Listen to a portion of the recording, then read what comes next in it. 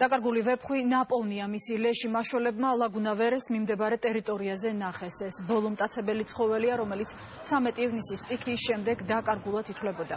თამთა დოლენჯაშვილია პირდაპირ ეთერში, სწორედ იმ ადგილიდან, სადაც ვეფხვს მიაგნეს. თამთა კონკრეტულად სად იყო ლეში და რატომ გართულდა აქამდე მისი პოვნა?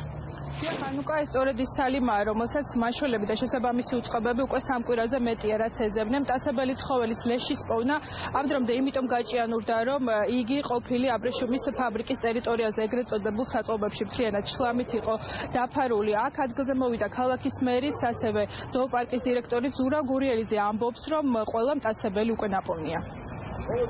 ლაგუნა ვერეს მდებარე ტერიტორიაზე გაწმენდითი სამუშაოების დროს აღმოჩენილი ხდა ცხოველის ლეში, რომელიც ზოოპარკის თანამშრომლების მიერ შესაბამისი იდენტიფიკაციის შედეგად გადასტურდა, რომ არის ვეფხვი, რომელსაც ჩვენ ამდენი ხნის განმავლობაში ვეძებდით. აქედან გამომდინარე, ზოოპარკის ინფორმაციაზე დაყრდნობითვე ეს არის ბოლო ცხოველი, რომელიც იძებნებოდა, ბოლო მტაცებელი ცხოველი, რომელიც იძებნებოდა. აქედან გამომდინარე, საფრთხე მტაცებელ ცხოველებთან დაკავშირებით ქალაქში არ არსებობს. ცხოველთა მონიტორინგის სააგენტოში შემოვიდა შეტყობინება, რომ ლაგუნას ვერეს მიმდებარე ტერიტორიაზე გაწმენდითი სამუშაოების დროს აღმოჩენილი იქნა ცხოველის გვამი.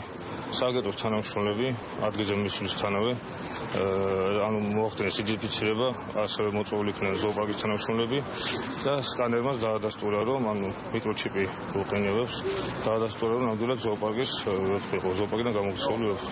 შეგვატყობინეს, რომ ნაპოვნი არის ეს ვეფხვი, იმ შესაბამისად სკანერით იყო იდენტიფიცირებული, რომ სალიმა არის. ანუ ის, ვისაც ვეძებდით. ანუ ზოოპარკში ცხოველები ყველა ნაპოვნია. კი, ყველა ნაპოვნია. რაც შეეხება სამძებრო გაწმენდით სამუშაოებს მდინარე მტკვარზე, ის დილის 4 საათზე დაიწყო, დააშრეს თვლიანად ორთაჭალ ჰესი, რამაც საშუალება მისცა შინაგან საქმეთა სამინისტროს წარმომადგენლებს, რომ მტკვრის დონე დაწეულიყო მინიმუმამდე და მომხდარიყო მტკვრის მონიტორინგი შესაბამისი. ვერედან წითელ ხიდამდე 8-3-მდე მეხანძრე მაშველი აკონტროლებს პროცესს. შინაგან საქმეთა სამინისტროს აქცენტი 3 დაკარგულ ადამიანზე აქვს გაკეთებული. დეტალურად იქნება დღის განმავლობაში შესწავლილი როგორც მტკვრის კალაპოტი, ასევე მიმდებარე ხმელეთის ტერიტორია.